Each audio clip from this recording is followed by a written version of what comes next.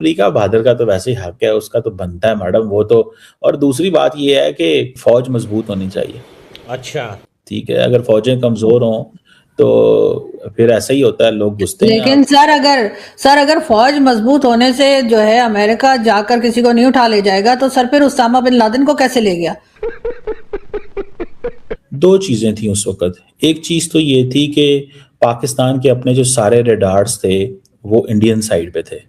ये 2009-10 की बात है। दूसरी बात उस वक्त ये थी कि क्योंकि अफगानिस्तान में अमेरिकन के हम एलाए थे, तो एक फ्रेंडली बॉर्डर था, तो नोबडी कुड हैव एक्सपेक्टेड कि ये हो सकता है। दूसरी चीज, तीसरी बात उसमें ये भी थी कि उनके पास स्टेल्थ टेक्नोलॉजी थी। और अगर हमें फॉर एग्जांपल पता भी होता या हमारे पास रडार्स होते भी, तो स्टेल्थ को शायद हम नहीं जज कर सकते थे। ये 2010, आज से 15 साल पहले की बात बता रहा हूँ। तो हमें वो नहीं समझ आनी थी। वरना पाकिस्तान छोटा मुल्क ही सही, लेकिन मुझे याद है कि जब अमेरिकन ने ड्रोन हमले करने शुरू किए थे पाकिस्तान के अंदर बगैर पाकिस्तान से पूछे, और ये तो पाकिस्तान ने उसके बड़ा शोर डाल के वो बंद करवाई, प्रेशर डाला था उन्होंने। फौजी मारे मारे सलाला चेक पोस्ट पर, मुझे याद है 26 नवंबर 2011 को मैं लाहौर था उस दिन, एक दोस्त की शादी अटेंड करने गया हुआ था। तो पाकिस्तान ने 6 महीने उनकी सप्लाई बंद कर दी थी। पाकिस्तान ने कहा था कि आप जहां से मर्जी आप अपना सामान लेके आएं, आप कराची से होके पाकिस्तान से गुजर के अफगानिस्तान नहीं जा सकते। तो हमें हमारी अपनी शॉर्टकमिंग्स जरूर हैं, लेकिन एक बड़ी ताकत है, उसके पास रिसोर्सेज हैं, वो बहुत कुछ कर लेते हैं। लेकिन अगर आपके पास कैपेसिटी हो तो ज़रूर रोकना चाहिए।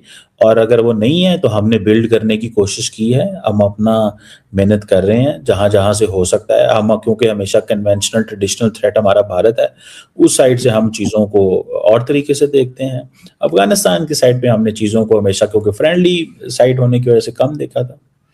लेकिन सर आपको नहीं लगता कि हमने उस वक्त उसामा बिन लादेन को रखकर भी गलती की थी? इसलिए कि जाहिर है कि वो एक टेररिस्ट था और उस टेररिस्ट को हमने छुपा कर रखा, और उसके बाद अगर कोई दूसरी कंट्री उठकर हमें कहती है कि हम टेररिज्म को सपोर्ट करते हैं, तो वो क्या गलत कहते हैं?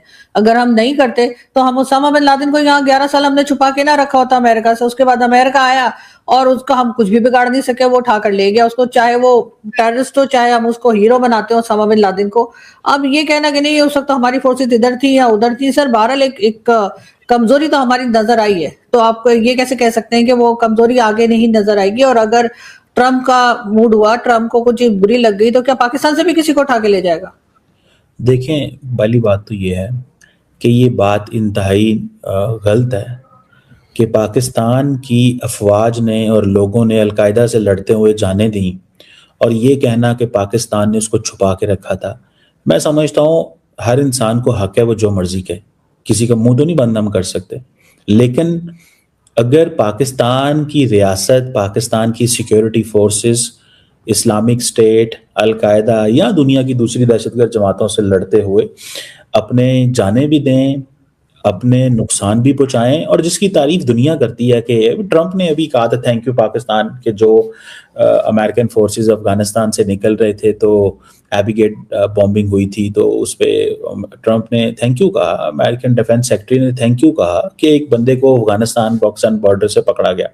सो सवाल ये पैदा होता है कि ये कहना जी कि हमने छुपा के रखा था, ये मैं सर समझता हूँ। पता क्यों नहीं लगा सर? 11 साल पता नहीं लगा, अब तक बाद में वो आदमी रह रहा था।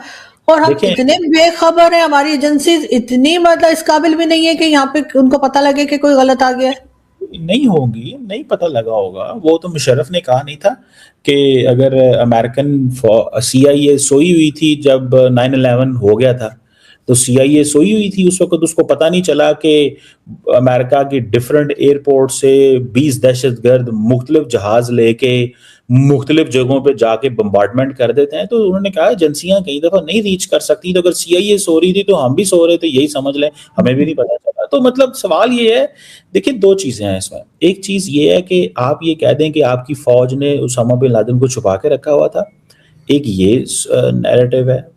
एक नैरेटिव ये है कि हाँ वो था, एक डिस्क्रीट तरीके से छुप के रह रहा था, एक ये सोच है। एक सोच ये है कि भाई नहीं पता चला, पता होना चाहिए था, नालायकी है, इंटेलिजेंस फेलियर है, तो वो तो पूरी दुनिया में इंटेलिजेंस फेलियर तो होते ही हैं, इसमें तो कोई बहुत बड़ी बात नहीं है।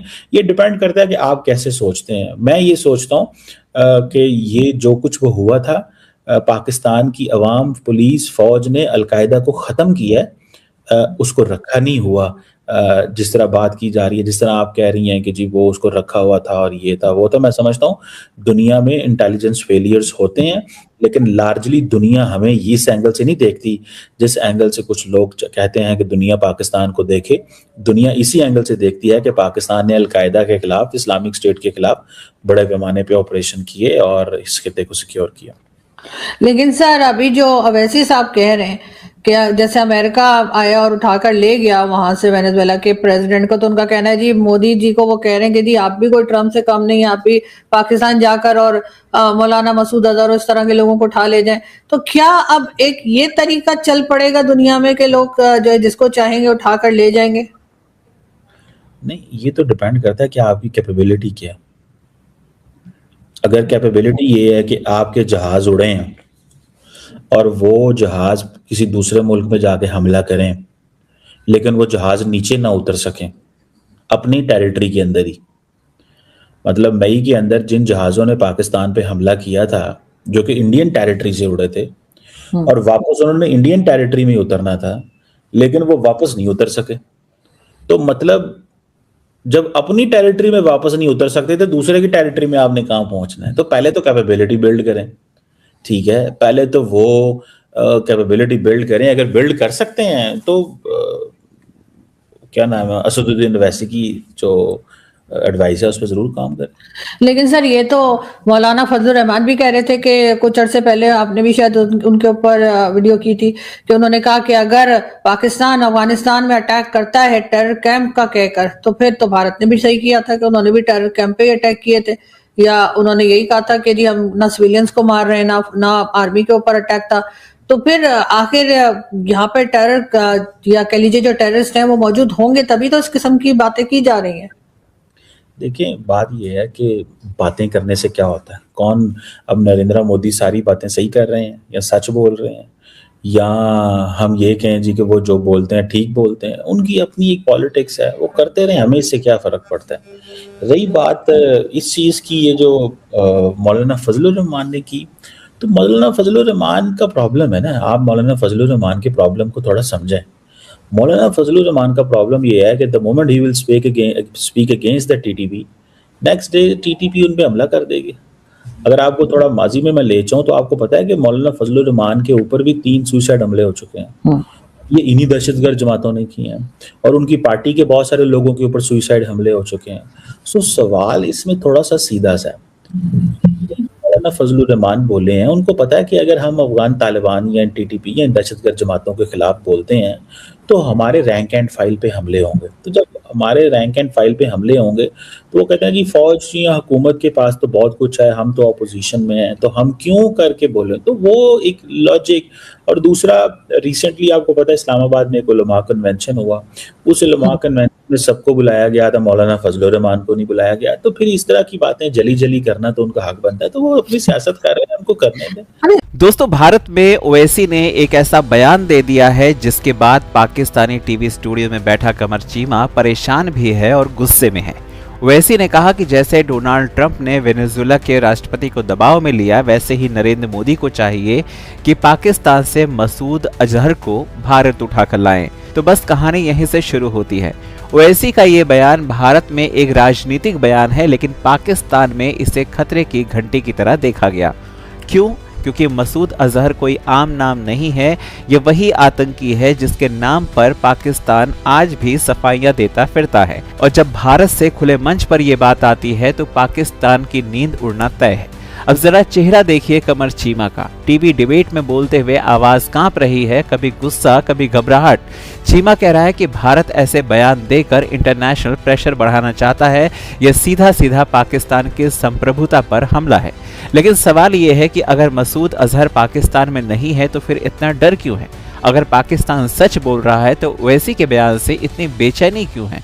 हकीकत दोस्तों ये है कि भारत अब कूटनीति, दबाव और नैरेटिव तीनों मोर्चों पर खेल रहा है। हालांकि ये बयान भारत सरकार के या मोदी सरकार के तौर पर नहीं देखा जा रहा है, ये एक राजनीतिक बयानबाजी है जो कि ओवैसी ने की है, लेकिन कहीं ना कहीं उन्होंने मोदी को ताना भी दिया है।